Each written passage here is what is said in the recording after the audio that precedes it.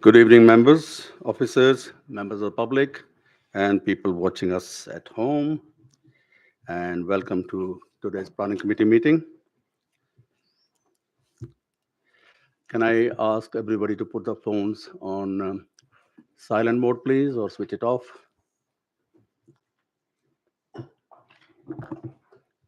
Right. We'll take item first. Apologies for absence. Bill? We've had apologies from councillors Dan Bowing and Amy Croft, Chair. Okay. Thank you. Members, declaration of interest. Anybody?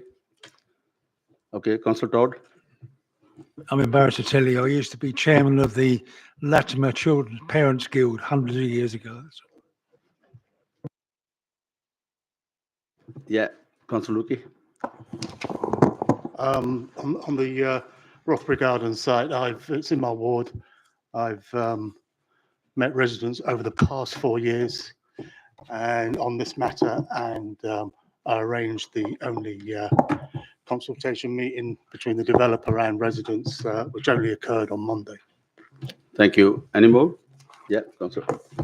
For the Quintin Hogg and the Rothbury Gardens, I've visited both sites, and for the Rothbury Gardens, I've also received emails, and I've also read a history of the site and a blog written by one of the ward councillors. Thank you. Yeah, Councillor Sharma. I've received emails with regards to Rothbury Gardens from residents. Thank you. Tony, can you switch it off, please? Yeah. Sorry, Alan? Likewise, I've received emails on Rothbury Gardens. Thank you. I received the email regarding the Rothbury garden. Yeah. Yes, Chair. From Yeah, I think we all received the email on Rothbury Gardens. Yeah, Bill? All right, thank you. Item 3, minutes of the meeting held on 5th of October. I'll take the accuracy and matter arising together, and it's on pages 7 till 14. Anybody, anything? No? Agreed? So I can sign that?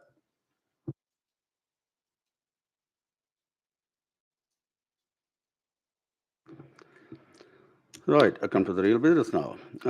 Slight change in the agenda. I'm taking item 5 and item 6 first. Then I'll take item 3, and then the last one, 7, yeah? So item first, please, Matthew? Yeah, okay, sorry. Thank you, Chair. Good evening, councillors. So just a few updates before the presentation. Since the publication of the addendum report yesterday, a further 6 objections have been received on this application, summarised as follows: the loss of open space, land prone to flooding, developers historically bypassing planning etiquette, and illegal clearance of vegetation on the site. The existing covenant prohibits building on this land. The developer has failed to engage with residents or councillors, and loss of light. And there's also a few minor updates to the report. So condition 8, which relates to vehicular access, would be amended to require full details to be submitted prior to occupation. And condition 6 would also just be updated to require detailing of the access path to the station. And then the heads of terms of the Section 106 would be updated to include a parking permit restriction secured by Section 106 and the Section 278 agreement for works to the highway, and also securing that public right-of-way from Rothbury Gardens to the station within the Section 106.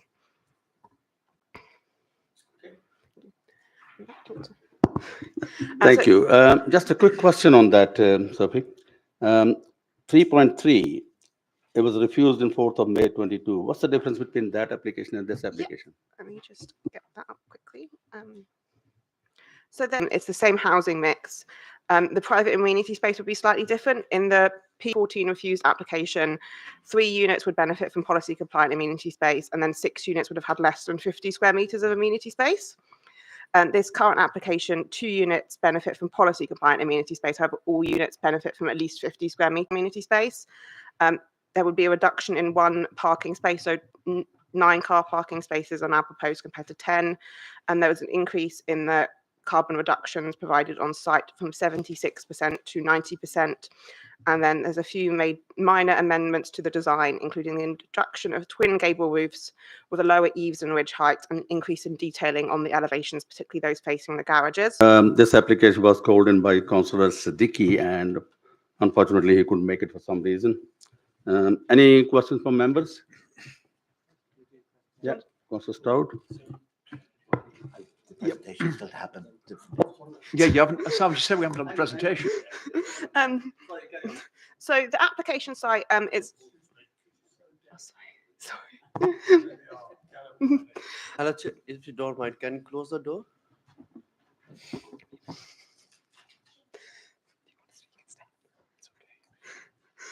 So the application site is located on the southeast side of Rothbury Gardens, bounded to the north by the existing single-storey garages, which front Rothbury Gardens, and to the south by the railway line and Syon Lane station.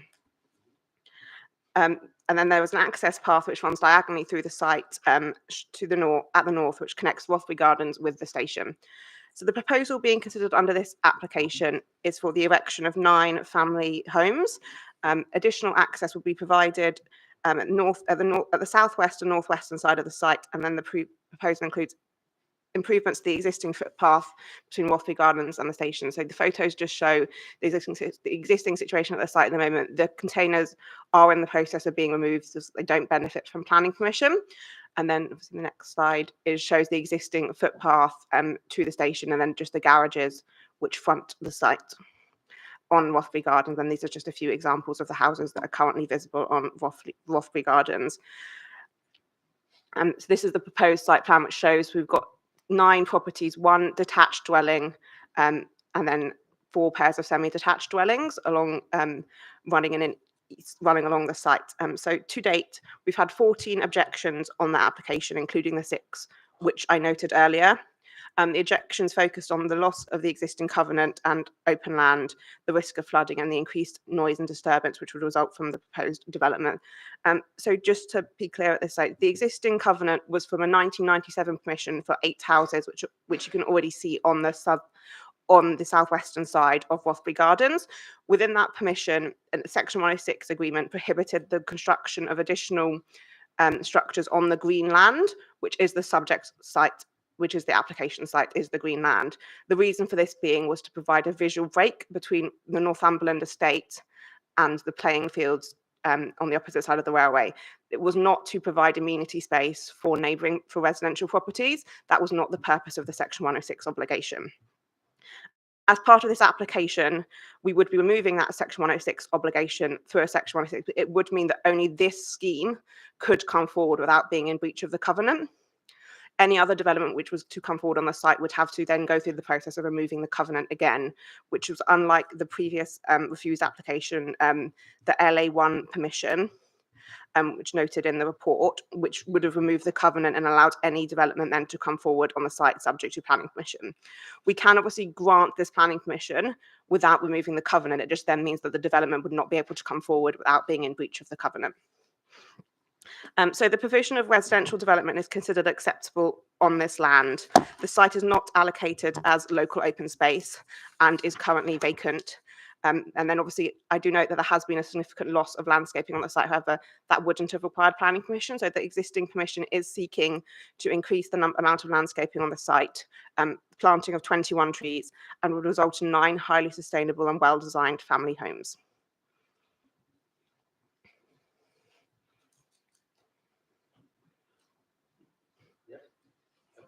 Yeah.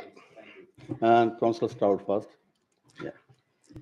Yeah, I think you've seen some of the objections which were sent in. One of them is very specific on the lack of consultation, and what it says is that there was a meeting called not until the 4th of December, so a few days ago, and that residents did not receive written details of the planning proposal, which they're claiming is against councillors and the general planning protocol. Can you just comment on that, please? So 24 neighbouring properties were consulted. There was no requirement for a site notice. And then committee letters were again sent out on the 22nd of November to the same 24 properties that would have received the letters from the initial application, plus any additional people who had. Chair, I just like clarification. In the report, there is mentions about internal and external amenity space. And I think in one of the paragraphs, the way I understand it, there's some kind of mitigation taking place. If you can explain that. And the second question is that on an earlier map, I saw an electricity substation. Where has that been amalgamated within the site? So internally, each of the units would comply with the nationally described spacements for example, for us, let me just open.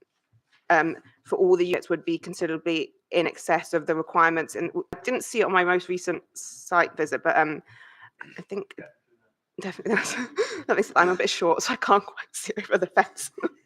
Get your first picture up again. I'll tell you where it is.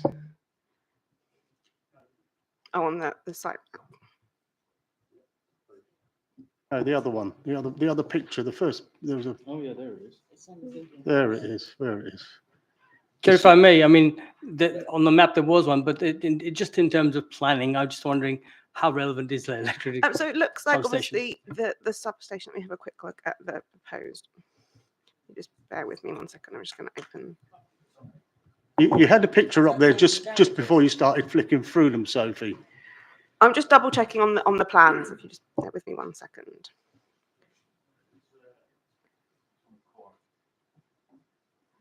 Let me just get a slightly bigger version up. They're on the left there, just where the splay is on the left, the little grey shape there. Do you want me to point it out? That's a house. That's a house. It's a tree. So that's obviously not within the application site. So it wouldn't be affected by the proposed development in terms of obviously, and I think the visibility space could still be achieved with that in place, obviously, because it's not within the boundary of the site. Thank you. Colin Mitchell? Yeah. Hi, is it Suki? Sophie. Sophie, sorry. Oh, the hearing's going. I read somewhere, I came across some comment that in a previous incarnation on this land, there was Section 106 money agreement that was given up.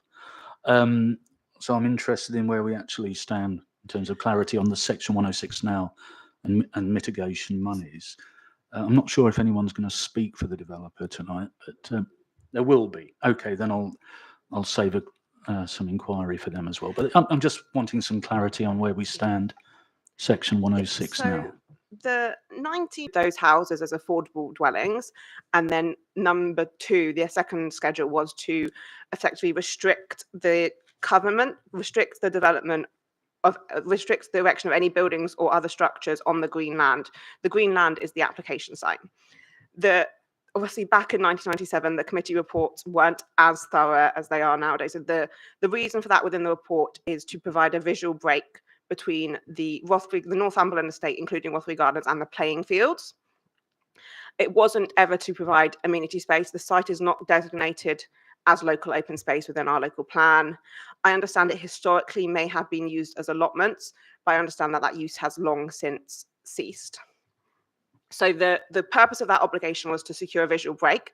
It is considered that therefore the proposed development does obviously through its spacing still allow sight through Northumberland estate to the playing fields and to the railway line. So therefore it's considered that the need for this Section 106 obligation is no longer necessary, and it could be removed by allowing this permission. And the reason we refused the application to vary that Section 106 in March 2023 this year, the LA1 application at paragraph 3.2, was that application was solely to remove that Section 106 obligation. So therefore it would have then allowed and obviously the permission would have still had to get planning permission, but it would have allowed any development to then come forward on the site. Whereas this scheme, which is seeking to tie the removal of the Section 106 obligation to this planning application and to this planning permission, would only allow this development to then come forward on the site if this obviously development was approved.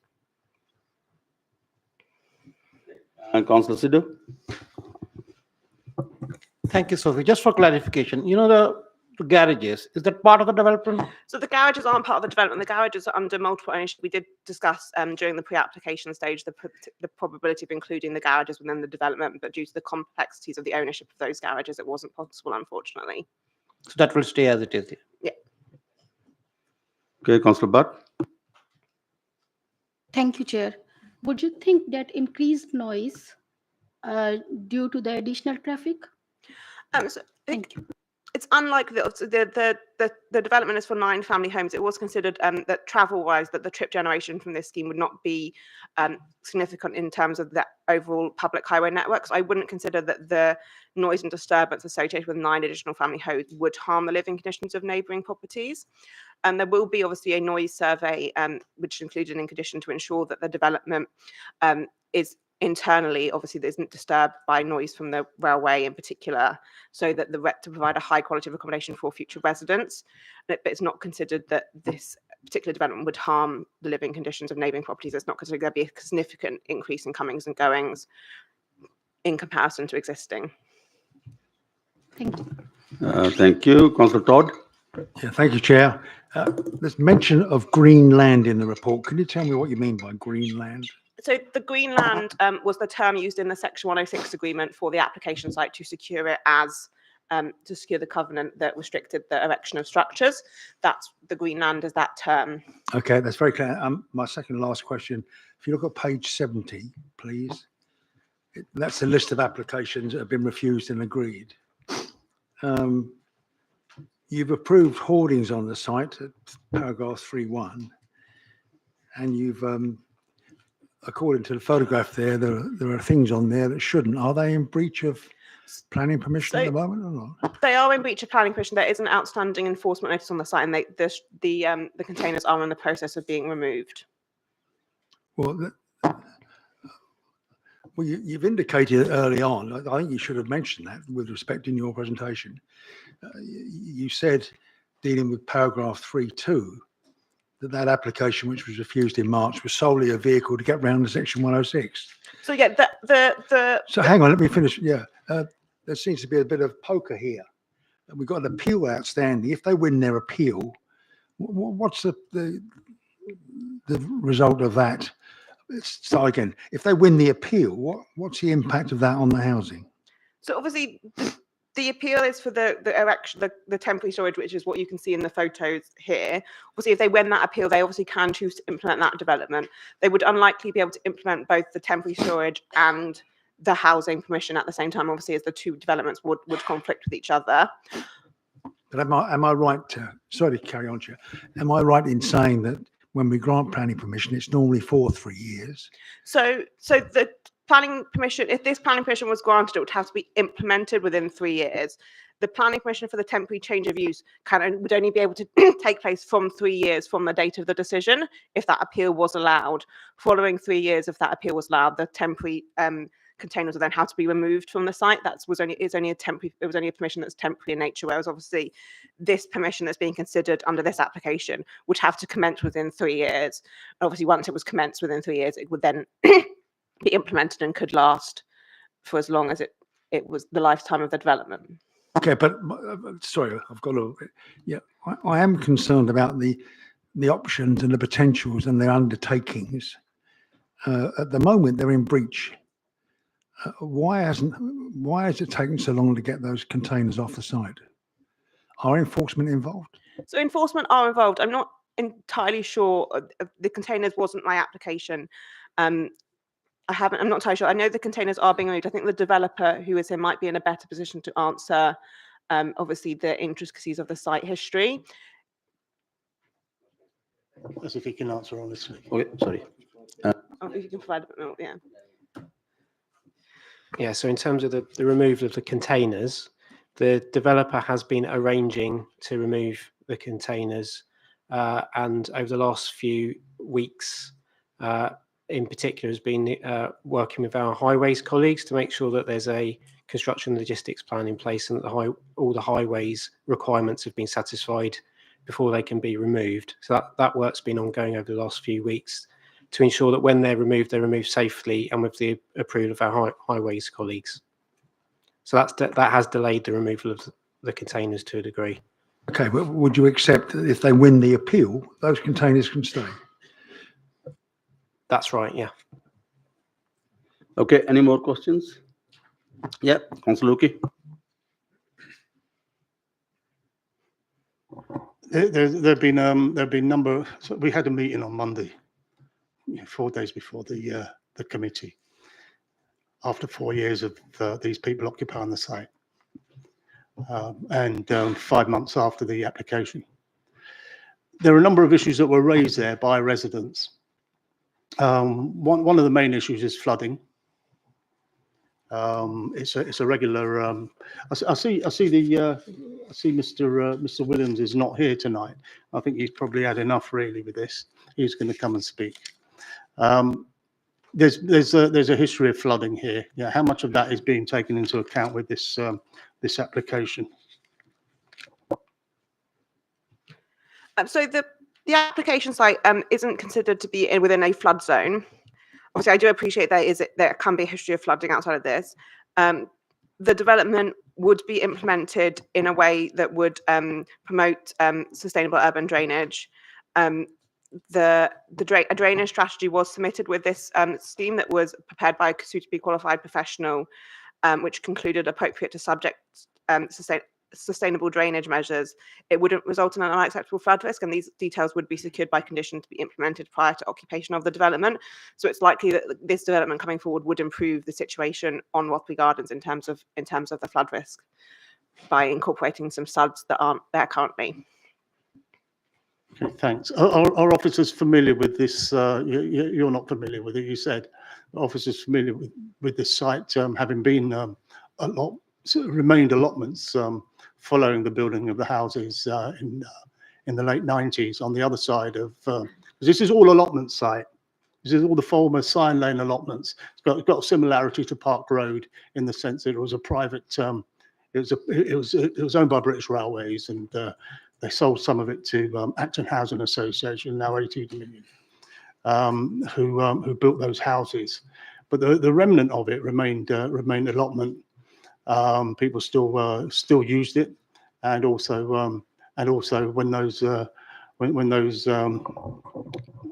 eco warriors were shifted off the Kew Bridge site, the old which was developed now as Kew, whatever it's called now, 8 High Street. They moved there, so that's it's been in very recent memory and very recent experience. It's been allotments. So what is the difference between, just because, and you say that's historic language in the section 106? You're going to confer about what I'm saying now, are you? So in the ancient language of 1997, it's called green space or green lands. Since then, it was allotments until some slash and burn turned up and without any arrangement, cleared the trees, and then a few years later they put aggregate down in those containers. So the containers are a bit of a red herring with this application. Would you agree? Because they're illegal. They have been illegal. Eventually they were enforced, but there was a lot of hair pulling for that. What's the difference between what's the difference between a green space and allotments? So I think there's a slight clarification. What is the difference, and what is the awareness of the officers that this was allotments until very recently, and still functioned as allotments until very recently? Why is that not being taken into account? Because that is in fact that superseded, or that preceded the containers turning up. They had loads of trees there. You had loads of allotment. You had very organic soil there, and that was slashed. Why has that not been taken into account in your report? Can this really go ahead? This report is incomplete. This report is incomplete. It does not have the full information. There are plenty of people that have had allotments down there and continue to allotment the land. That should be the details should be here on the report, and it's not here. An assessment of the green, just because something's marked green in the plan, it doesn't fix the mistake made in 1990 in 1996 or whenever this was around about that time when it was developed, because all we knew at the time that was half the allotment and the other half of the allotment would stay. There is nothing. I know you've submitted it. I know it's been presented for decision tonight, but it's incomplete, and councillors here on the committee are not going to be able to have the full information to agree this to agree this application or to refuse this application, or may I say this should be deferred. And I would ask that this be deferred at the early stage so you can get on with the rest of the meeting. You want to comment there? Yeah, I will if I may. So Councillor, essentially, what we need to establish is whether or not the lawful use of the site was as allotments. Ergo, there was no permission given to use it as allotments. Was it in situ for 10 years to make that the lawful use? Has it subsequently not been used for 10 years, which would change its use away from allotments? I think it's probably fair to say that if that is an outstanding issue, then yes, it's something that we need to take away and consider further. So if the assertion is the lawful use of the site is allotments, then we'll have to take that away and consider the loss of the allotments as part of the application. Chair, I would move that, and if the if the committee gives this some grace, because there are certain people that are still alive, living on the Northumberland estate, that work this as allotments, and they're still around. They're still around, and I'm sure they've got pictures of their prize marrows somewhere that they could attest. It's because this thing is just, and I do sympathise with the officers. This has been going on for ages. It's been going on since before the pandemic, and it's been batted to and fro. This file is a file of the agenda for tonight, but I can show you a double file of the correspondence with residents, since that time, about this site, and people just turning up willy-nilly, slashing the place without any warning. When there's and pictures of logs piled up, tree trunks piled up there on Rothbury Gardens. It's just been fly. The whole thing's been fly since since the whole episode began, and it's not really fair. And you should really. It might turn out that they are right. They are, they've got the right to develop this, but at the moment they haven't. This agenda, this report here. I'm sorry. This report here is incomplete. Okay. Would that officers sometimes consult with councillors, ward councillors, neighbours, as well as talking to developers in pre-application on pre-application planning. Yeah, you can have a look. Yeah, have a look at the old Google map, the Google pictures from about 5-6 years ago. You see it surrounded by trees as well. The perimeter surrounded by trees. Anyone who used the Sign Lane station during that time would come across the hippies there, doing their gardening and delivering educational classes on organic gardening with local schools too. So please, if someone's going to second this.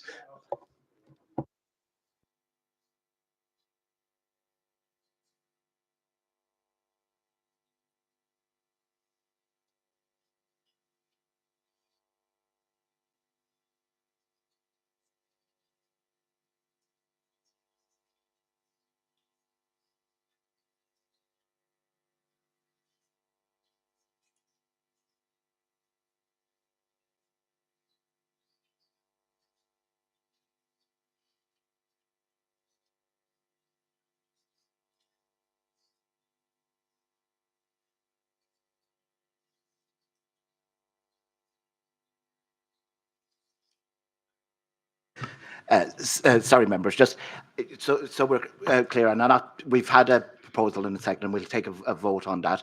It's just two things to confirm that the reason is a planning reason, and allotments is a planning reason, that it's within the red line of the development, and that use is ongoing at the moment. So we're clear about the reason why why it's been deferred. Am I correct in saying that, Councillor Lucky? No, there is full of containers at the moment, but because they were placed there illegally because But there was they more cleared the site recent. illegally. Yeah, but more recent, but it's within the red line. And then the debate we were having is whether members want to hear from the objectors without making a decision tonight, but hear from the objectors so they can ask questions in relation to that, or have the vote and make that the end of the item for the evening. Tony, I think it may be beneficial to defer, get the additional evidence. Then we can examine both the new evidence and the objectors add value to that, if I can suggest that. Okay, yeah, go on. And just to be clear, in terms of the reason for the deferral, it's regarding the lawful use of the site as allotments. And so we would have to present back the evidence, whatever evidence is available around the use of the site as allotments, whether informally or otherwise, and when that ceased. And the timescales around that, we'd need evidence around that to report back to the planning committee. Chair, I think that would be useful. Define it, if you're able to define what lawful is in this, because it was used as allotments and it was used as some space, a green space, whether it was defined as open, metropolitan open land or open space, but it was definitely used as allotment for a long time. And that was the last understood use of it. The reason also for this is if it was, then there's other two choices, I would imagine. You can tell us what the choices are, but that will come later. But also, it would have some bearing on what Section 106, on what sort of legal agreement we could get from them if the committee is mindful of giving permission at some point. What we get out of it instead of a measly £2,670 carbon offset ransom. Do you want to say something? Yes, come back. Chair, like we have received emails, but like we haven't received any emails from the people who have allotments there. So like there was allotments probably in 1996. What relevance that has in today's application? Yeah, anybody can. Hold on. Yeah, Councillor Stout first. They'll come back to you. I was going to raise a similar. Matthew mentioned the point that 10 years. So if it was indeed 1996, 1997, I'm putting that a little bit more than 10 years. My maths is dodgy, but and the other thing is, if we are going to defer, it will be very useful that we have absolutely clear grounds for deferral on what, and you've already started to outline them, what needs to be answered when we come back. We don't want to end up in an ever decreasing circles of deferrals as we think of another good idea for deferring it. So two questions. One is along the lines of, I think Councillor Sidhu asked that question. When was it last allotments? Does the 10-year rule kick in? And if that is the case, what exactly is it that you need to bring back next time to satisfy? Yeah, thank you, Councillor. So I think Councillor Lucky's point is that we as officers have not presented to you sufficient information about what the lawful use of the site is. If the site is used, if the lawful use of the site is as allotments, we have a policy on allotments. So we need to include within our report the loss of allotments. We need to make an assessment of that. So I think that's a fair reason for deferral. When I talk about 10 years, so there was no planning approval to use it as allotments. The reason I use 10 years as an example is if it's been used as allotment for a period of 10 years, that becomes a lawful use through lapse of time, even if it didn't have planning permission. So say, for instance, there's a period of time it's used as 10 years, it's lawfully allotments. Subsequently, there's been 25 years since that time. There might have been another lawful use within that time. We've presumed that lawful use has changed to what you're looking in front of us now, but we can't demonstrate that to you. And also, yeah, the allotments use could have lapsed if that was the lawful use. We haven't demonstrated that to you either. So I think that is actually, that's a reasonable reason to defer the application.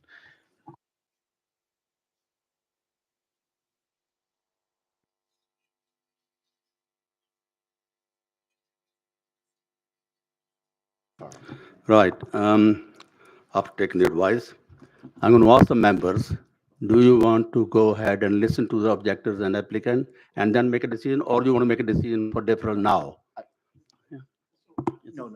No, hold on. Yeah. No, I put it out there, but before the vote. But now I think it's the vote for what was proposed by Councillor Lucan and seconded by Councillor Todd as regard deferral for the reasons relating to the use, the potential use as allotments. That's what's on the table. That's what I meant. It's been proposed and seconded. So members, I need a vote on that. Do you want to defer it?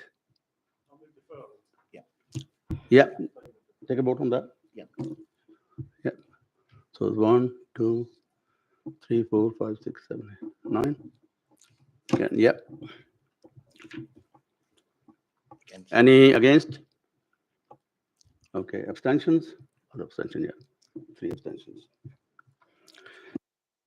It's deferred, and the report will come back with all the details the members was for, yeah? Thank you. Chair, may I ask officers, by all means, talk to members, talk to, find a way to talk to residents, neighbours, look out, search for the information. Thank you. Okay.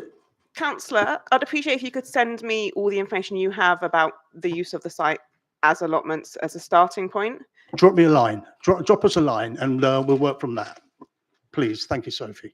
Councillor Ford, yeah. Yeah, can some of the officers and other members, when they speak, understand that several of us come from the other end of the borough, where we're not familiar with these sites. Even looking at the familiarity here, walking on this site wouldn't have exposed any of the things that Tony's been talking about. But it would be helpful if we did get some descriptions coming up that would help with us when we come from the other end of the borough. I'm sorry for the objector and the applicant and the people who are waiting for this. So it's going to be different this time.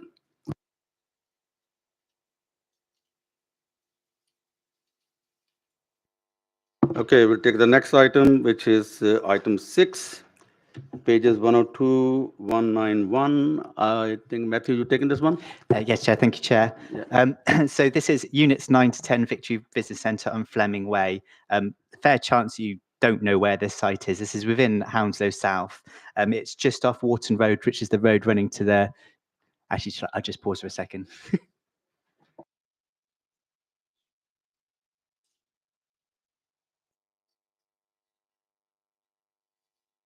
Okay, in which case, sorry. So Wharton Road is running to the north of the site.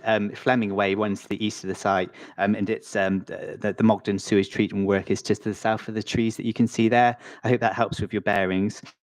The blue line is around the whole of the Victory Business Centre plus the red line. The red line is around the application site itself. So it's one section of the Victory Business Centre, one building to the northeast corner. That is, it's called the Wireless Factory, if anyone's familiar with that.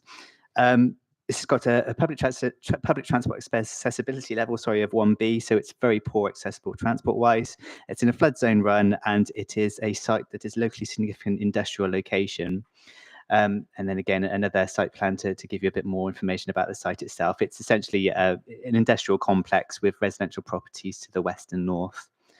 So at the moment, I'm showing you photographs of what this specific building looks like, the wireless factory. It's broadly a two-storey H-shaped building, and that is the site plan of the property as it stands currently. And then some elevations of the existing property as well. So the proposal is for a 4 to 5 story building containing 33 flats. There is an 81% in carbon reduction as a result of this scheme, and there is 0 affordable housing attached to it. So I'm going to come back to that point very shortly. I'm going to just show you some floor plans. So these are showing the new units. There is a 14 one-bedroom, 2-person, 4 2-person, 3-bedroom, and 13 2-bedroom, 4-person. I'm just going up through the floor plans now, and then I'll get onto the elevations. So then again, as you can see, the 4-story building with a recessed 5th floor. Moving through the elevations again, and then I'll pause on the CGI. So there are a couple of things I need to talk about. First of all, this is a locally significant industrial location, and we are proposing, there are proposed residential units on the site. What I need to say to you is that there is currently a fallback position. That fallback position is a prior approval, which is for a 4-story building containing 24 flats. This is going to be quite important to this item, this fallback position. So prior approval applications, it's part of the general permitted development order. What it essentially means is that a developer can propose a scheme and limit the scope of what we consider as part of an application. So they put in this prior approval, and we approved it without being able to consider affordable housing or the loss of industrial unit or housing mix. We weren't able to consider that, hence the prior approval was approved. So this is quite important. They can implement this, they can lawfully implement that prior approval, which would have resulted in the loss of the industrial site anyway, which brings me on to the affordable housing issue as well. It's very rare that we're bringing a scheme in front of you of zero affordable housing. So again, I'd just like to press the point that they have this prior approval scheme. And what that means is that they have an existing position, which is no affordable housing. When they go through the viability assessment system, which is what they need to do, the outcome of that is because they've got this fallback position that it is not viable, even within a large scheme, to provide more affordable housing because they need to have this profit margin. So what I want to say is that they've done this. This is a lawful process. They've been through a viability assessment. They haven't. It's been checked by PPS. It has resulted in zero affordable homes. The reason for that is this fallback position. So that limits the control we have over that situation. I don't have a huge amount extra to say, to be perfectly honest. Otherwise, we believe it's broadly acceptable. We believe it's good design. It meets amenity standards. It's got a passing score of urban greening factor. Yeah, there are objections, but I might leave that to the speakers if that's okay, Chair. So I'll leave the presentation at that. Thank you. Questions for, Councillor Mitchell? Thank you, Chair. Just again on a point of clarity, Matthew, I read in the report there, it mentioned a registered provider wants to purchase and make 100% affordable. Have I read that in or out of context? That's one point. Thank you. Second point, the report mentions the car park to the south of Fleming Way, which is currently being used by all and sundry, including those that work on the industrial site. Can residents and potential new residents access that car park? Can we, for parking when they live there? And thirdly, is there potential for an extended CPZ to include everyone, not just on Twickenham rugby match days, which I noted in the report as well? So those 3 points. Thank you.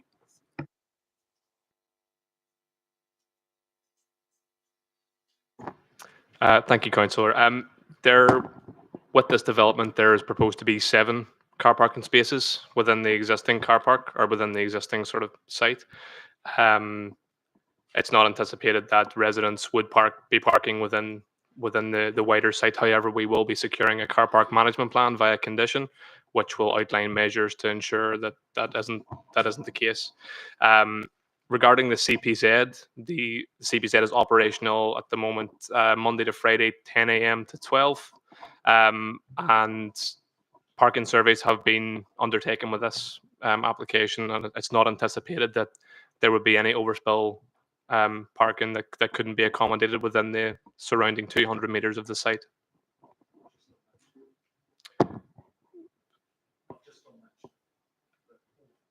Yeah, the parking surveys have demonstrated that is possible, yes. Sorry, there's another question about registered providers, Chair. What they have informed us is there is a registered provider that is interested in acquiring these units, which would provide us affordable housing, but we can't bind them to that. They've not said that this is within this application. Normally we'd say that affordable housing here will attach it through the Section 106 agreement. That's not what we have at this point in time. So we're not saying that's a material consideration to you, because that could just go away tomorrow if we were to approve the scheme. So we can't consider that as part of this process today.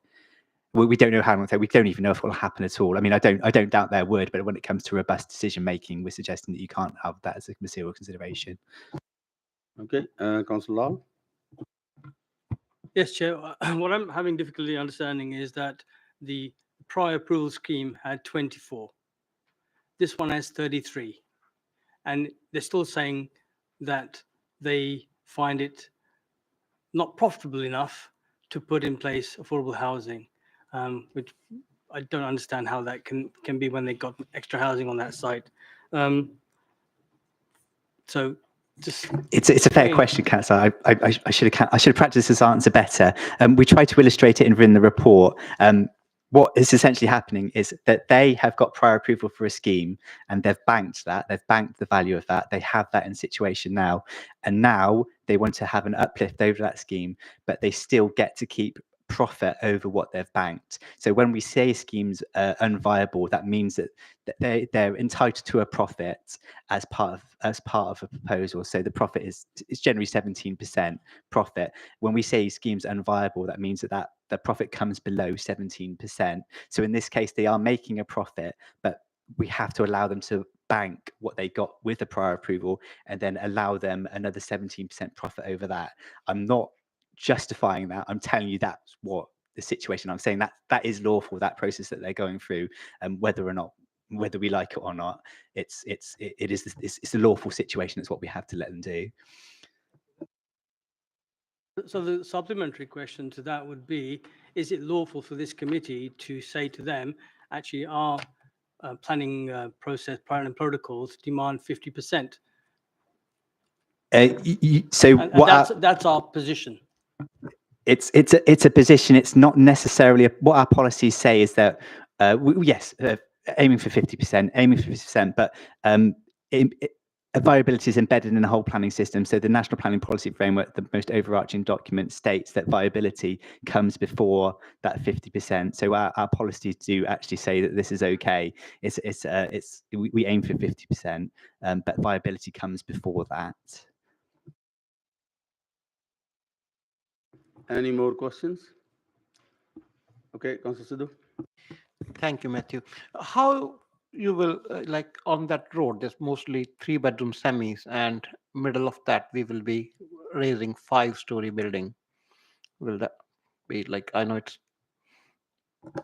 So I'm not sure if I've got a particularly great picture, but you're correct. So they are generally 2.5-story family homes. At the moment, it's a 2-story building. So it is quite striking, the rise in height, that's fair to say, but you do move into a far wider industrial style building. It is a far larger building. There's a far wider plot on the site. So it's quite a significant setup, but we're suggesting it's been designed in a manner to step upwards into the bulk. They've set the 5th floor back. And again, I do need to reiterate that they have prior approval for something that's bigger than 2 stories as it is at the moment, albeit not quite as big as this. So yes, we are in slightly subjective realm, but we're suggesting that the bulk has largely been designed out, and it is good design to fit in with that plot. So that's the reason why it's got the positive recommendation on that ground. Thank you. Just out. Yeah, this follows on from Councillor Low's question. Just looking, have they just simply stuck something on top of what would already what the planning permission was already designed for, given for? Because I don't know if you've shown us what the original permission was for. So I think the prior approval, I think it's actually in the officer's report. I think he put some plans in other prior approval. I'm sorry if I haven't. I'm sorry if I got that wrong. But basically, what the prior approval broadly looks like the existing building, the kind of H-shaped building with additional stories on top, which isn't particularly great design. Sorry, Councillor, if it's not in there. No, it may well be.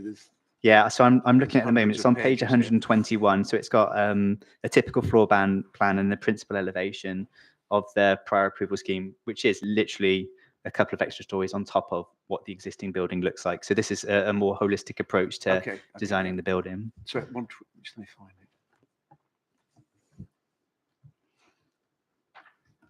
it.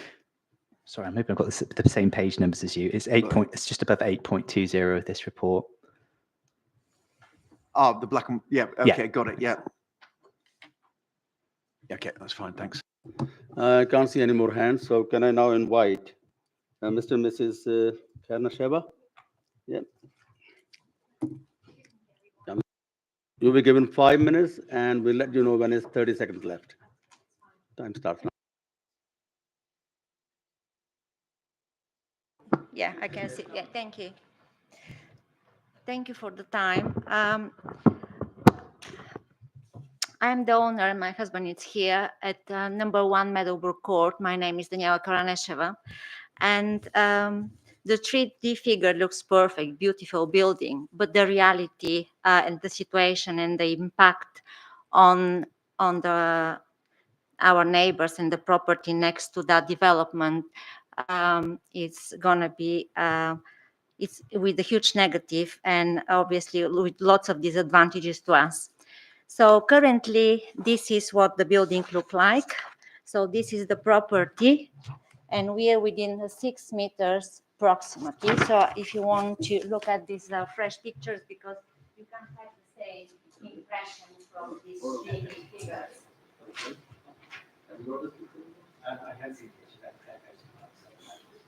Yeah, these are photographs made today from my home. So this is my garden. This is the building at the moment. As you can see, there is no windows, and this is how the building has been designed. According to the development, there's gonna be an extra floor. Yeah, an extra floor. Okay, so there's gonna be an extra floor with the extra windows, and that obviously will affect the privacy. They're gonna two more obviously floors. They gonna overlook directly to my garden, and not only that, they're gonna be a window facing directly to my living room. And I'm working majority of the time from home, so you can imagine what that effect's gonna be on me. So I'm gonna be having a window directly facing towards me. So currently we don't have these windows. You can see the building doesn't have a window, so that doesn't affect our privacy. So also the effect of the day and sunlight, according to the report, is considered as, let me just to be more precisely. So the westerly outlook of the development would be the secondary aspect within the western elevation. And that obviously is within the 6 meters, so only 6 meters a distance from my property. So you can imagine that definitely the day and the sunlight is going to be compromised as a result of that building. Also, the privacy. I mean, I've got a private garden and I spend the majority of the summertime there. So you can imagine all these people facing towards me. I mean, this is not a community garden. That's my own private slot. So I think we're going to be affected immensely with this development.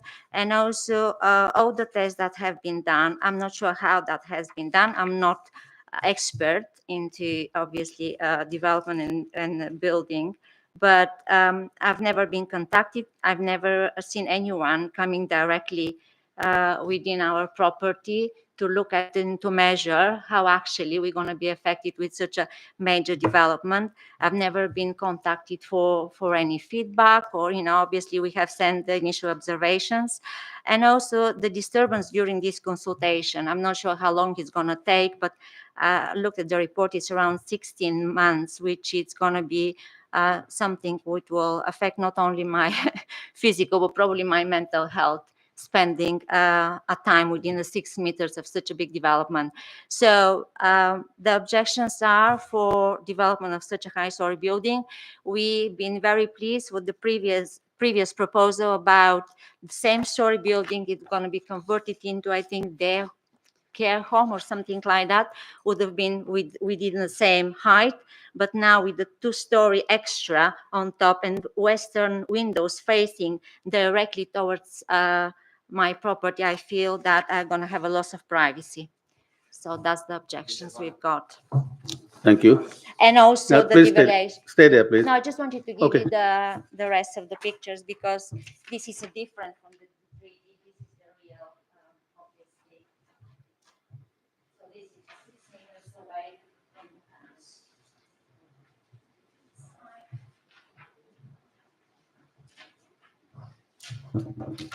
That's taken over 5 minutes. Yeah, thank you. Okay.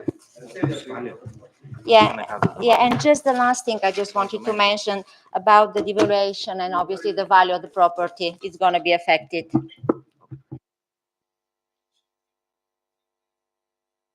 Excuse me, come back, please. People will ask questions. You can. Thank you.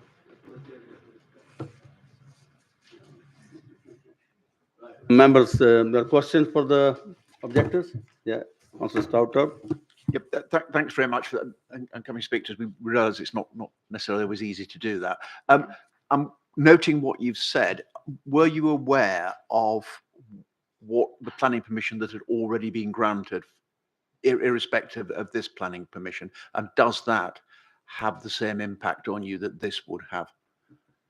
Well, yes, the first planning permission, which was for only, I think, 3 or 4 story, but it never went through, actually. I think it was stopped on the first stage. No, that planning permission is we've just heard is actually extant. So if this is refused, that will automatically happen. So the question is, bearing that in mind, does this have the same impact on you as to what's already approved, or do you believe this would have an additional impact on you? Even an additional cost. And can you articulate, tell us what that additional impact would be of this development as opposed to the one that's pre-approved already? Well, as we have just heard, there will be an extra story on top of the initial project, and that will basically it's just gonna tower, although it's not massive high building, it's gonna tower our garden and ourselves, as you've seen probably the pictures already. So in that case, also when we bought the property 12 years ago, we are very pleased that we're gonna be. It's end of terrace. It's end of terrace. The reason we buy it end of terrace is to feel have like some privacy. semi-detached, basically. So you have one neighbors on one side looking for privacy and quiet life over the weekends or any festive periods. As the upcoming one, we are looking forward to it. So that was the main point for us to invest in this property, seeing that even on this business building, there is not actually the window which originally probably has been there. It's you can see. You can see it's so now there is no window there is basically. no window. So it was like probably the most it's just amazing, the most amazing property we could afford at that period, and we still. And now we're gonna have 2 extra windows facing directly towards us. Okay, thanks. If you just imagine yourself, you're welcome to come in our garden to have a. That's okay. You made your point. Thank you. Any more questions? Nope, I can't see. And again, the value of the property won't be the same. Okay, there is no more questions. Thank you for your presentation Thank you. and answering the question. Yeah, thank you. Right. Can I now invite the applicant, Alex Marshall, please? So Marshall, you'll give him 5 minutes and we'll let you know when 30 seconds left. Yeah. Can you hear me all right? Yeah. So good evening, Chairman, councillors, member of the public. I'm Alex Marshall, a director of Dunmore, the applicant, and I've had a long-standing involvement in Victory Business Pass. Firstly, I'd like to commend the officers on their reports and the collaborative approach that's been undertaken over the past 10 months on the site. To provide some background, Dunmore is a family-owned property regeneration company. Things have taken place for about 6 years. Closely with officers to get the site back into active use. This has included various bespoke applications of office use, vehicle testing, call centres, healthcare facility to try and meet the specific demands of incoming tenants there. Financially, we have undertaken a long-term programme of investment on the site to create high-end accommodation, external landscaping enhancements, branding and marketing, as well as a multi-million-pound extension to one of the units. To date, we've invested over £4 million of improvements on the site. For a period, the site was very well occupied, and with lettings happening every quarter. However, over the past 3 years, and particularly since COVID, the site has suffered from persistent high vacancy, and this is despite the majority of our expenditure and investment happening over this period. One of our biggest challenges has been the application site at the plot at the front, and this has been vacant for 4 years now. As your officer report sets out, we secured a prior approval consent in December 2021 for 24 units as a potential alternative use. And then following a further decline in business occupancy across 2022, we proposed for the commencement of the residential scheme to start at the beginning of this year. The 24-unit scheme is viable and readily implementable, as your officer said, with limited conditions and no Section 106 obligations. However, we don't think it's the best way to maximise the potential on the site and has a number of shortcomings on design and amenity. We engaged with your officers in February this year to discuss whether a scheme could come forward in an approved form. Following a positive meeting, it was understood that there was a real opportunity to fully maximise the potential on this site if a comprehensive new application were to come forward. And whilst this was a difficult decision for us to make, given that the fallback position was ready to start, we understood that creating a high-quality scheme would bring benefits to both ourselves and to Hounslow. Following this, we entered into a PPA with the council, submitting the application in May, and through a collaborative process with your consultees, we're delighted to bring the proposal in front of you today with the recommendation, officer recommendation. As acknowledged in the officer report, it's a much improved residential scheme, 33 apartments delivered in accordance with London Plan standards. It's also been noted as exemplar urban design, particularly the amenity spaces, as described by the officers in correspondence to us. It has the provision of 4 M43 wheelchair accessible homes, the inclusion of a larger family unit, efficient utilisation of the brownfield land, private and communal amenity space beyond the policy requirement, environmental measures that enhance the sustainable credentials on the site, and a biodiversity net gain, all of which would have not been part of the prior approval scheme. Furthermore, it will deliver a series of Section 106 obligations to support local infrastructure, including financial obligations. In short conclusion, we believe the officer report supports our proposals as being a significant enhancement to the prior approval scheme in every way. The development would deliver valuable new homes to the borough and bring back a vacant site that struggled for many years. Can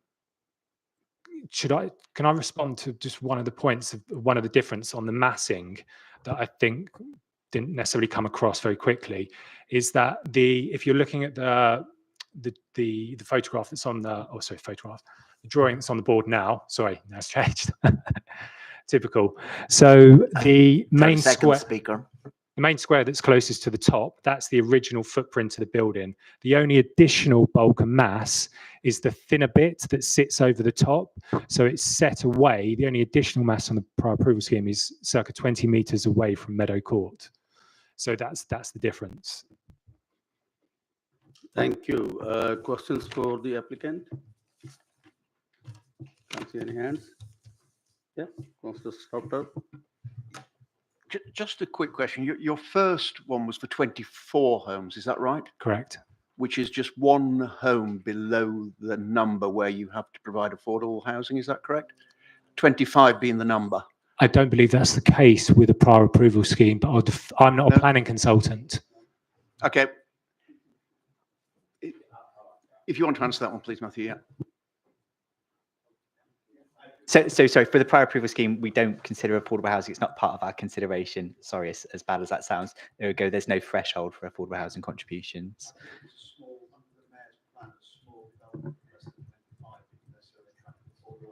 No, it's less than 10, I think, isn't it? So it's 10 for planning applications.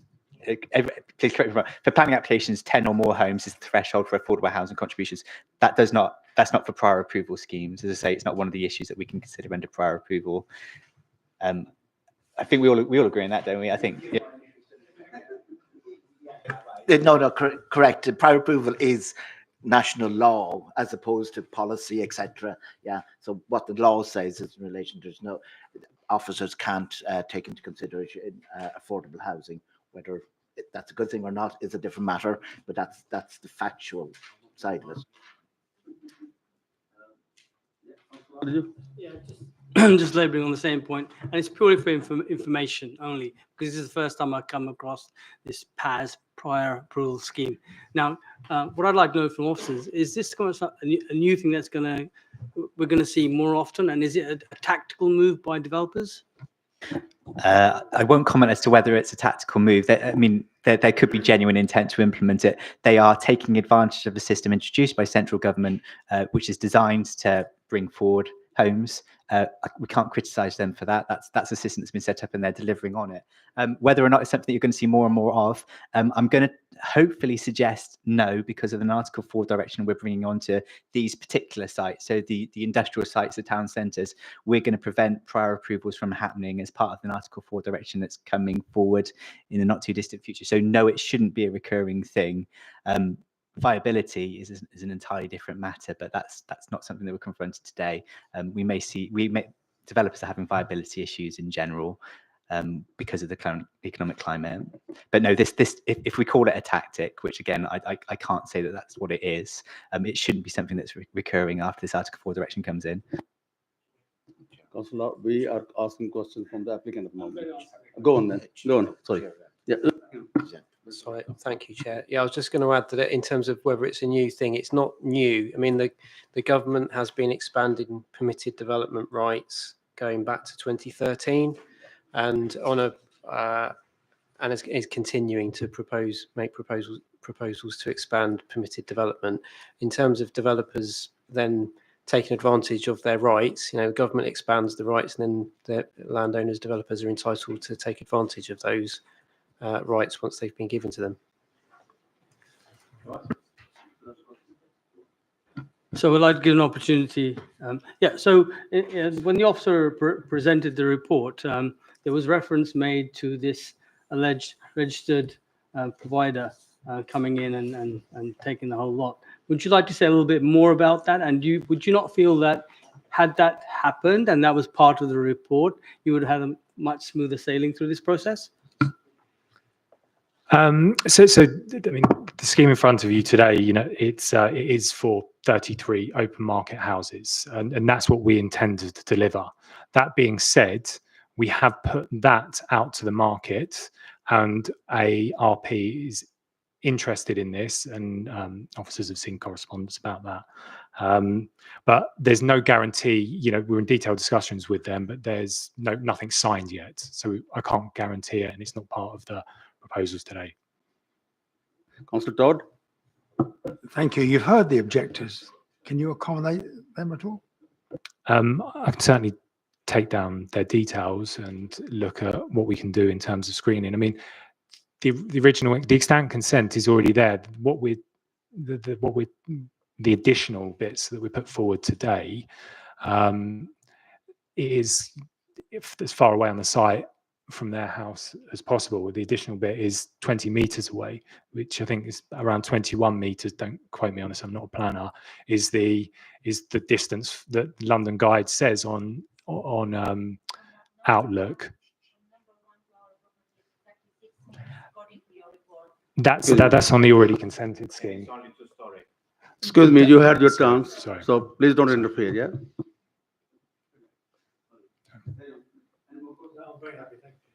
I can't see any more hand. Thank you very much, Mr. Marshall.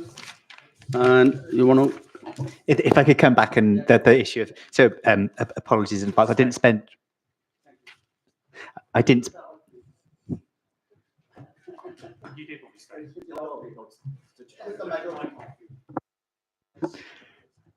Sorry, so I didn't spend much time explaining the impact on the speaker's properties, but you can see the closest property on the plan in front of you at the moment, the unit number 1 there. So what's been discussed is that gap between the proposal and their property is 6 meters. There is also a prior approval that is within that, which has been approved. What the 20 meters that we're talking about is the additionality over the prior approval scheme. So the additionality is that 5th floor, the grey bit that you can see a plan in front of you, and that has been set back from the boundary. So currently it's 2 stories. As prior approval, it's 4 stories. This planning approval, we tend to be suggesting, doesn't have significant impact over the prior approval. Notwithstanding that, if I can find a reasonable plan to show you. In fact, I'll leave it on this one. Is that they have designed it in a manner to make sure that the primary aspect is not looking into the property. Yes, there's a potential for additional conditions for obscure glazing, privacy screens to the balconies to the north and south of that site. We can impose those conditions, but the way that they've designed it is it broadly aligns with the side of that property. It does project to the front and rear, but we have done the light tests on that property. The light test found that because the key aspect is north and south facing, there is a side facing window. It does pass the light test by virtue of the fact that its primary outlook is to the north and south. So loss of light isn't a reason for refusal. Overlooking loss of privacy, loss of outlook are potentially concerns that could be raised because they're slightly more subjective. But again, we're suggesting because there's a prior approval scheme in place and because it's designed in a certain manner to try and address those particular issues, that's not a reason for refusal within the report. So I hope that at least clarifies the speaker's comments. Thank you. It's open for debate. Anybody want to say anything? Anybody? You had your chance, sir. Thank you. Yeah. Yeah. Anybody proposing something? Okay, so my opening remarks were about the affordable housing, and having heard what the officer has said and the objector and the applicant, quite clearly this new scheme overall is better than the PAS. Yeah, it seems like a little bit more a holistically designed scheme, so it's a good plus. And when I look at the image of the site from the road, it does look as if it's overbearing and not in keeping with the street scene. But I'm also mindful also of the fact that the adjacent household over there who had raised some objections, I think the officers handled those objections fairly in the sense that there doesn't seem to be any impact on the light or privacy, or measures can be put into the application to avoid any overbearing privacy issues. So on that basis and our continuing need for housing in the borough, I would propose that reluctantly we do proceed with this planning application. Can we have a seconder for that? Councillor Sharma? Okay, it's been proposed and second, and Mr. Tony Luki, I'm sorry, you cannot vote on this one, yeah? Yeah, I'm just letting you know. I know, that's fine, thank you. Okay, we'll take a vote. This application is there for, sorry, you want to say something? Sorry, Councillor. I mentioned additional conditions concerning privacy screens and obscure glazing, which I think Councillor Lau broadly referred to without wanting to put words in your mouth. I think that's actually an additional, sorry, if that's what, I think that's actually an additional condition that you'll be voting on, if that's okay. Yes. Agreed. So we'll take for all the applications approved. Can take the votes, please? Okay, and you take a number? Okay, anybody against? You are not voting on this, sir. Thank you. Any abstentions? No, so it's been approved. Thank you.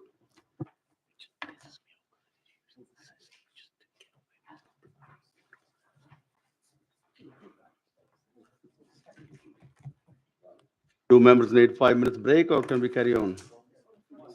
Yeah, okay, we'll have a 5 minutes break. Comfort break, please.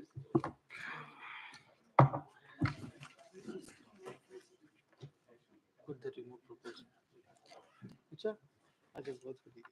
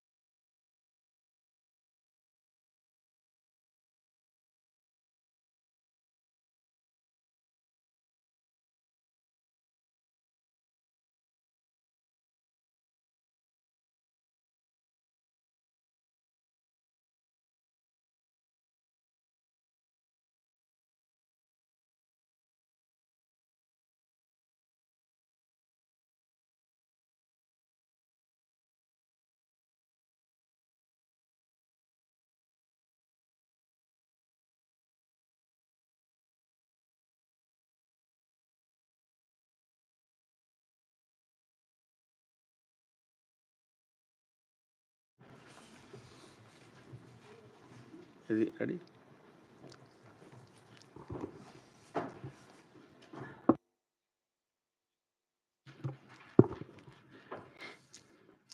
All right, welcome back. Item 4 now we'll take. It's on pages 15 to 67. Who's taking this? Yeah, okay, go on. Thank you, Chair. So this is an application at the Quintin Hogg Memorial Grounds. I've got the site plan up at the screen at the moment. It is metropolitan open land within the Chiswick Homefield ward. This is the part attached to the Duke's Meadow, the site within Chiswick Homefields. It's within the Grove Park Conservation Area. It's a flood zone 3. And I think just say that's Chiswick Bridge just to the south of the site if you're not quite sure of your bearings. This is a view of the existing situation. So they've currently got 2 multi-use pitches, artificial grass pitches for hockey in the middle. To the right-hand side of that, at the bottom, they've got what appears to be a large disused pitch and some tennis courts at the top. I'm going to slip ahead to this slide, if that's okay, just to explain what's being proposed here. But it's essentially new sports pitches and playing facilities. So the circles on the left-hand side, they're new cricket pitches.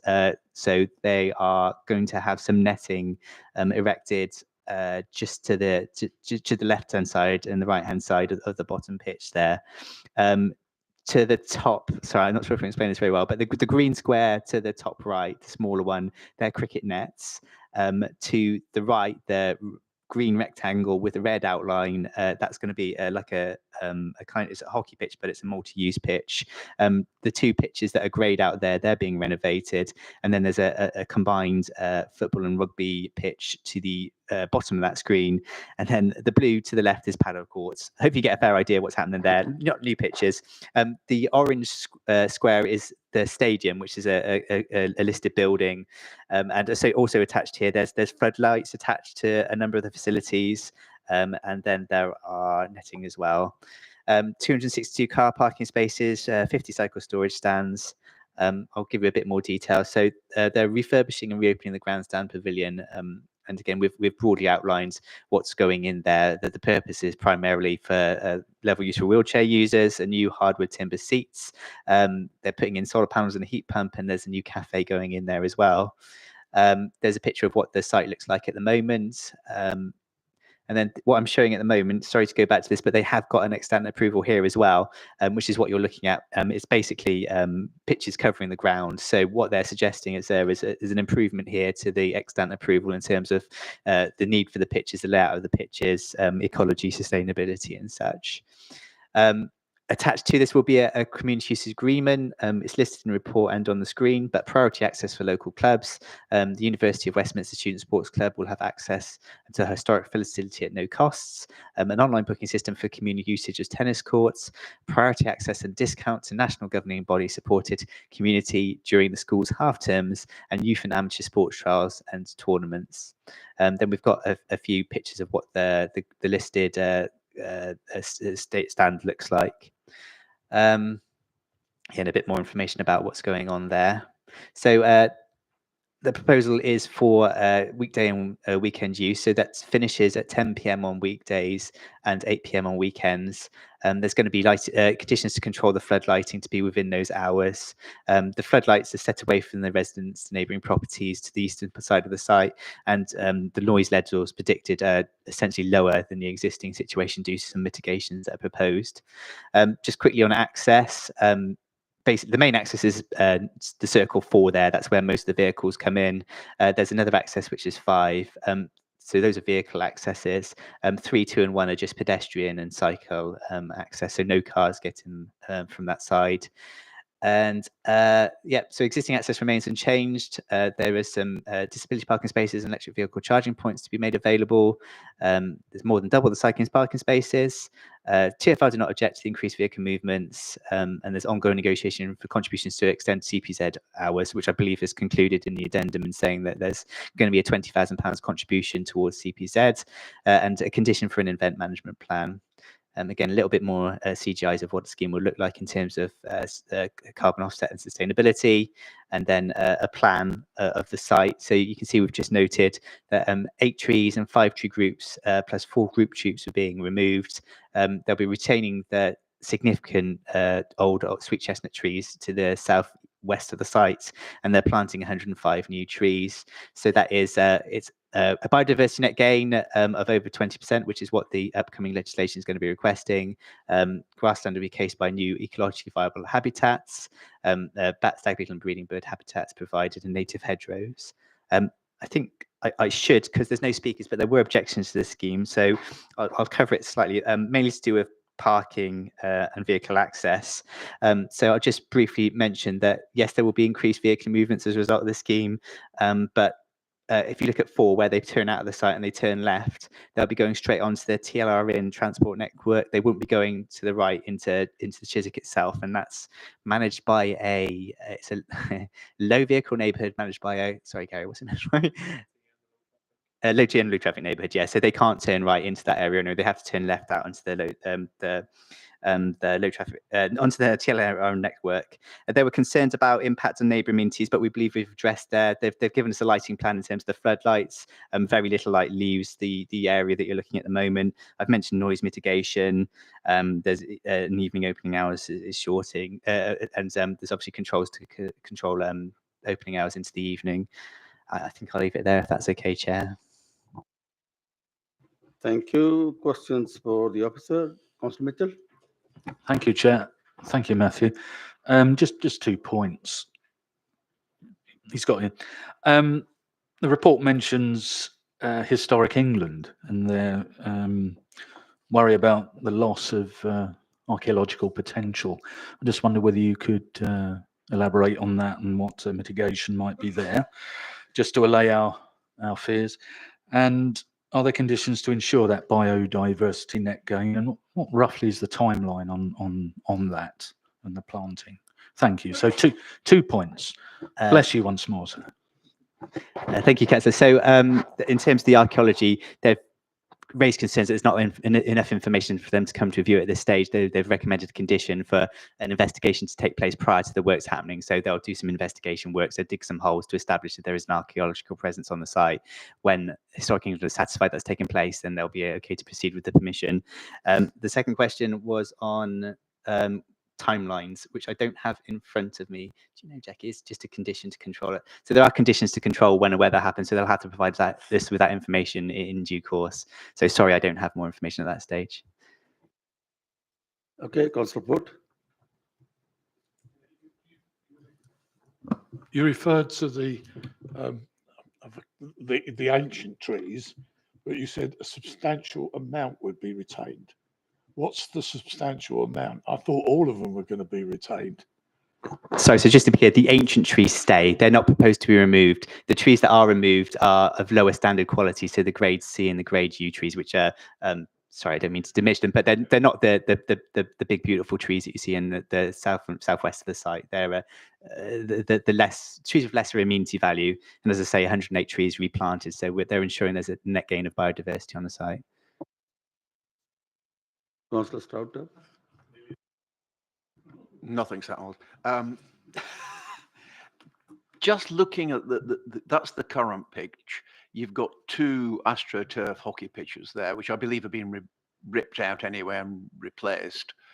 And then you're going to take what is currently the football pitch, make that into AstroTurf, put another one up at the top and put paddle tennis. So you're going to complete strip up there of synthetic, you've taken out the grass, in other words. The cricket pitches themselves are going to go to, as we look at it now, the sort of that bigger, they're going to be real grass, aren't they? That's correct, yes. Yeah. So what's worrying about this is the amount of plastic we're putting in, and also what happens to the plastic we rip out from, where does that end up? What's the life of the pitches they're putting in? And are they readily disposable? So are we just about to give permission for about 5 tons of plastic for someone to worry about in the future?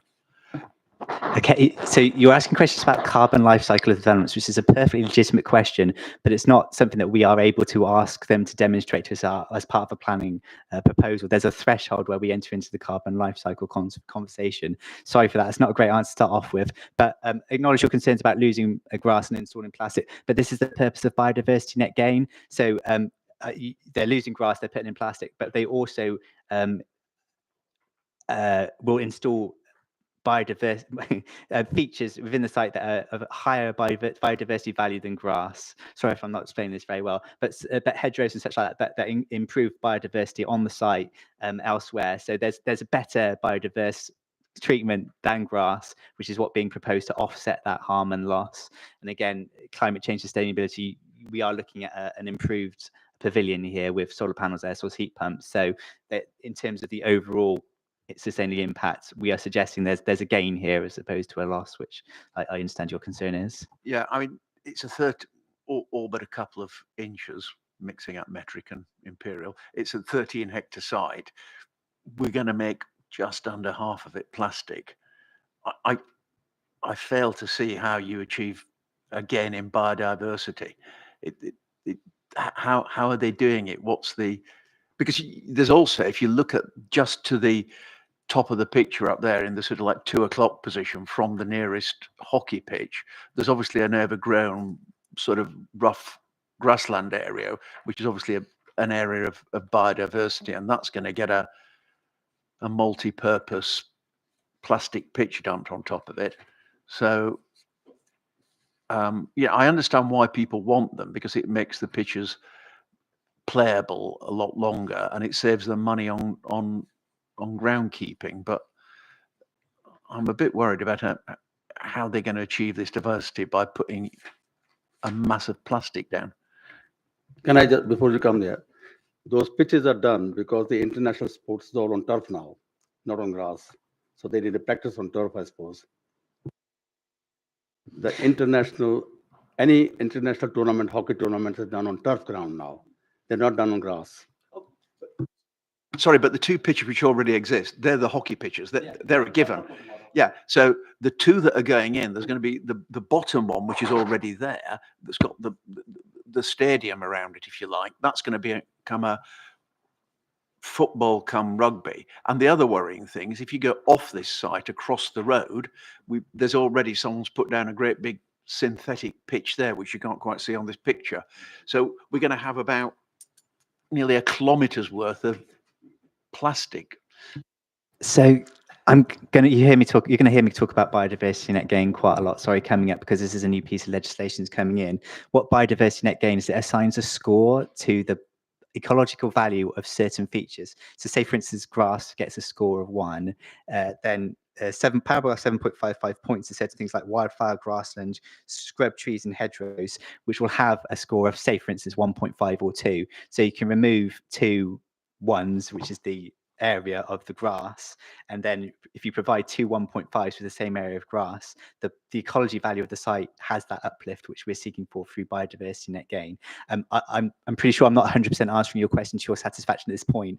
I'm just suggesting that there is now this kind of metric that's developing to address the issue of biodiversity, which is what we're relying on within this report to address that particular issue.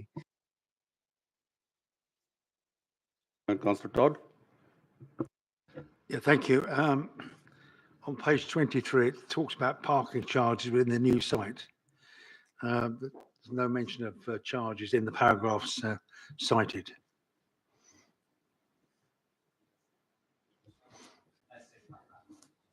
We can't hear on this end.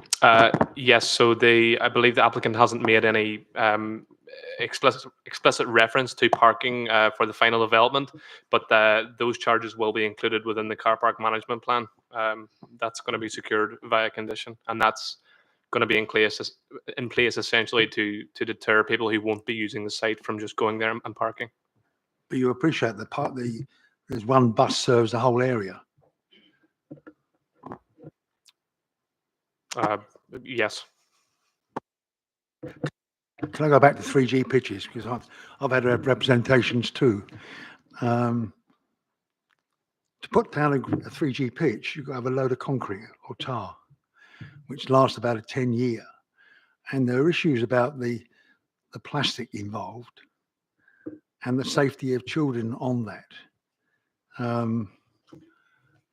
I bow to your expertise in diversity, but when you see the huge size of these pitches, Matthew, they don't really match 100 trees.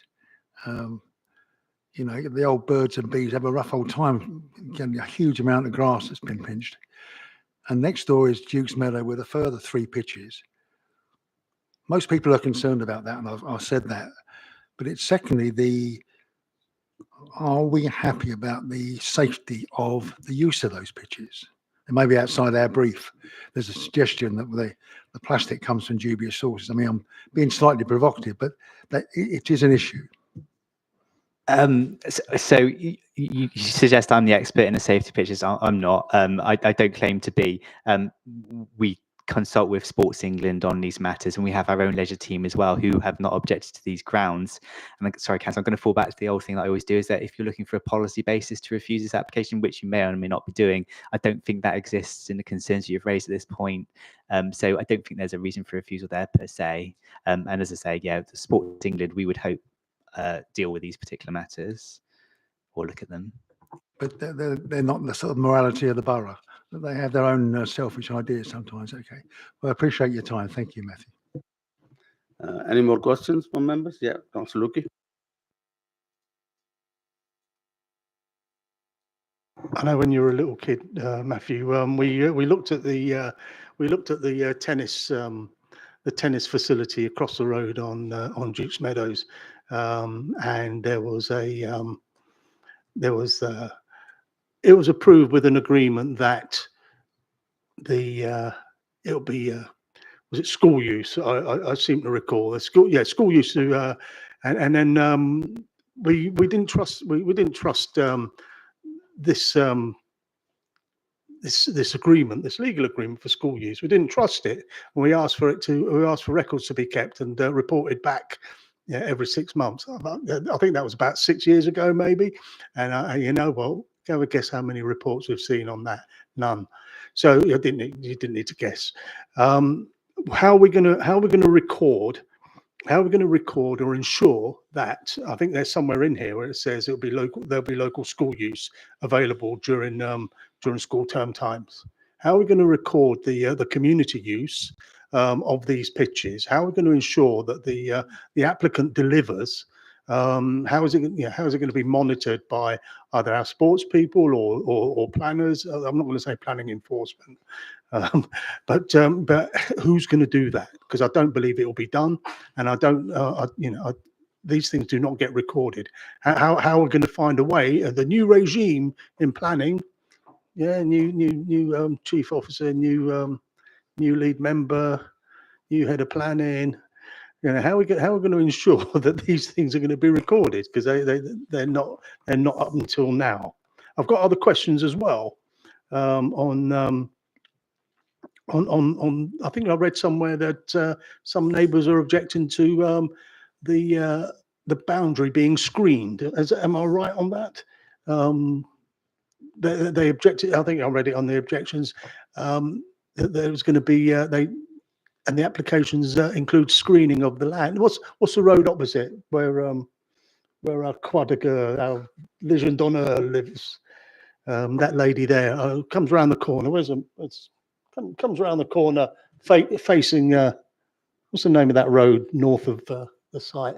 It's your ward, You've got mate. Cavendish Road to the west, and then Spencer Road is basically where one Cavendish is. Road. Yeah. Cavendish Road. Yeah.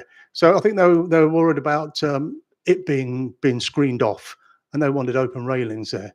Can we ensure that people are still allowed to look? It's about visibility again. It's a bit like the Rothbury Gardens thing. It's about visibility. There'll be no visibility if they block it off, not from street level.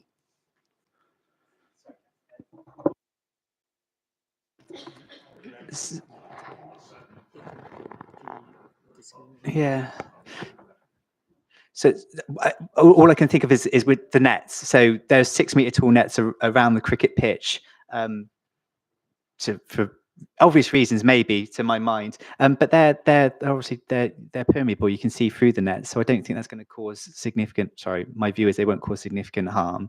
I can't think of what other screening there would be other than what would be around the hockey pitches, but they're to the east of the site, so I'm not quite sure what screening would it adversely impact on neighbours at least. I don't know. Maybe Jackie knows. I think I read it in there somewhere. I didn't make a note, but Yes, there is so, one objection about this one. Yeah, this is Sorry? one of the objections. Yeah, I have included that one in the objection part. This is correct. But then at the same time, the only thing that we are concerned about are the nests, and then we do not find that this is the problem. Okay, man. I mean, perhaps a message to the developers could ask that we could ask them to allow an open aspect to this, because it previously it hasn't. I've seen it. It's railings there, that you can see through. I would say, and finally on the listed structure there, the grandstand, and it's. And I think you explained that well, they're fixed. We're going to lose a few. We're going to lose a few. In answer to Councillor Stroud-Turp's comments, we're going to lose a few trees and similar, but we're going to gain it on. We're going to gain it on some improvements to a listed structure. Now, I would say, if you take on a listed structure, I don't know who the applicant here is. I haven't looked it up. But if you take on a listed structure, then you should be maintaining it anyway, and not using it as a quid pro quo for any further development. You own a listed building, you fix it as and when it needs to, or you modernise it as and when it needs to. Putting a cafe in does not compensate for losing a few trees and losing habitat of fauna, I would say.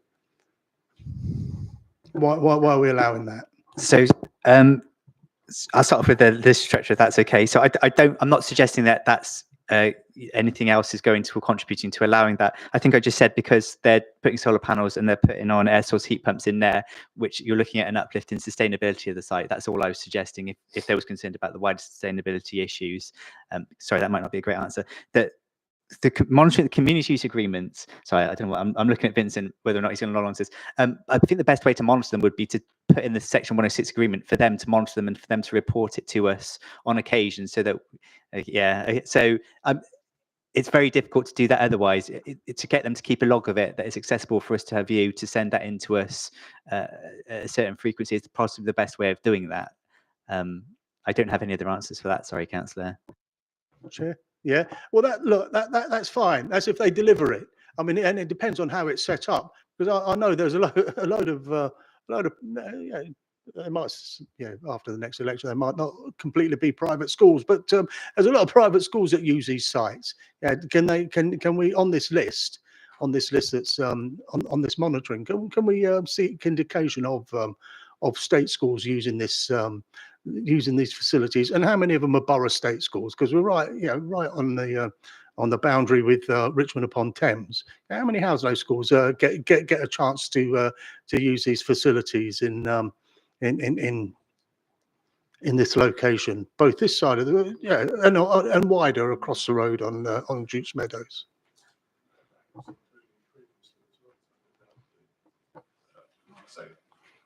Sorry, that was included previously when we talked, when was it 6-7 years ago, whenever it was, about schools, naming the schools.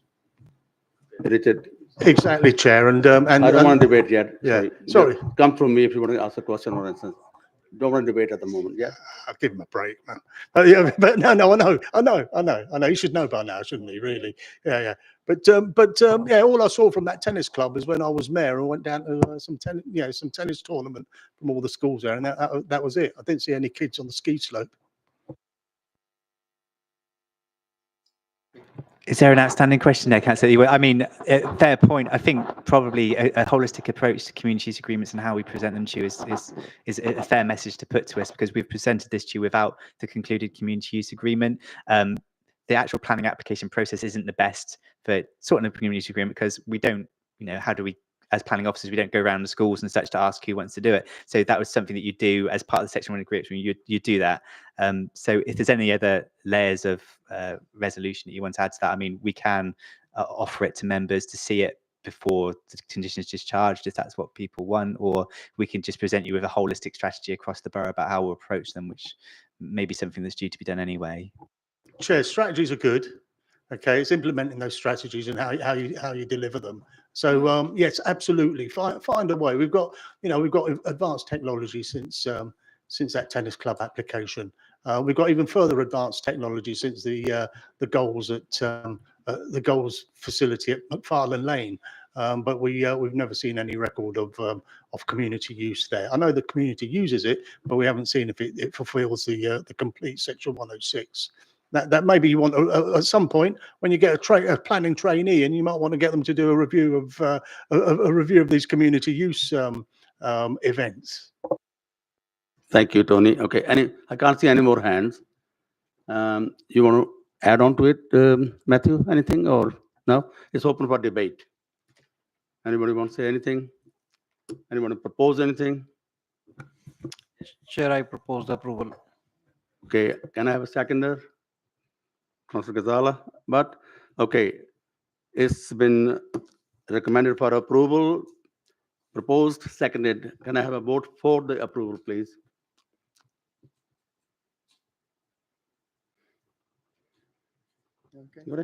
Against? Abstentions? One abstention. It's been approved. Thank you for your contribution. And there's one more item. Item 7 now, pages 192, 198. Matthew, would you take that one, please? Sorry, Just to say quickly, yeah. So just really briefly, so this is the Adini site. This application has already been refused. Officers refused this application under delegated powers. I think we've had this in front of you before. We can refuse schemes, but we can't enter into a Section 106 agreement as part of an appeal without your authority to do so. So it raises this odd situation where we've made a decision. Now we need your authority to negotiate in the event that an approval comes from a planning inspector. Please just ask me questions if so. So reason for refusal: loss of employment, design, standard of accommodation, impact on neighbours, and highways impact. We would like your authority, if that's okay, to enter into that agreement. So everybody's happy with that? Agreed? Thank you. And item 9 is there's no other business, I've been told. Item 10, the next meeting is going to be on 11. Sorry. I'm really sorry, Chair. Go on. Really quickly, there was a listed building consent attached to the Memorial Hogs, Quinton Hogg Memorial Ground application, which we were supposed to vote on as well. Apologies for not raising that. Are we okay to do a vote on the listed building consent? So the listed building consent is separate to the planning application, but there's alterations proposed to a listed building. So the previous item. Yeah, Councillor Todd. Chair, there's new legislation I'd like to ask officers about, if you wouldn't mind. The Levelling Up Act, which came in October 23, now you can't get away with saying a building's been up for 4 years. That 4-year limit's gone. I didn't know when our officers are going to start enforcing that. It's when we get the secondary legislation, Councillor. So it came in, it's been enacted in Parliament, but the secondary legislation isn't forthcoming yet. So we've got this lull now until we find out when the secondary legislation is, and that will explain exactly how we go about doing it. So it's not in place yet. We're not enforcing it yet. We have to wait. We're expecting it in April next year. So it's a case of watching this space. And the other legislation I thought was relevant, we've got some examples tonight where someone's appealing and put a fresh application in. That is now being stopped. Yeah, there's something along the lines. There's a range of stuff to address developers who people deem to be are making repeat applications, and developers who are deemed to be unscrupulous. With no comment on what happened today. That's due to come in later as well. Sorry, there's still the issue of the vote though, if that's okay. Sorry. Can I just before we move on to that vote, in response to Councillor Todd, I think it might be helpful if members are interested that we provide a training session on the Levelling Up and Regeneration Act and all of, because there's multiple planning implications for that, which are subject to secondary legislation. They're not coming into force quite yet, but they will be coming, and we're happy to do a full briefing on that. I think it's a good idea. Yeah. Okay. Going back onto Matthew's thing. Are we all happy with that? Agreed? Unanimous. Thank you. Is going to be on 11th of January. With that, meeting is closed. Thank you for your contribution. Good night.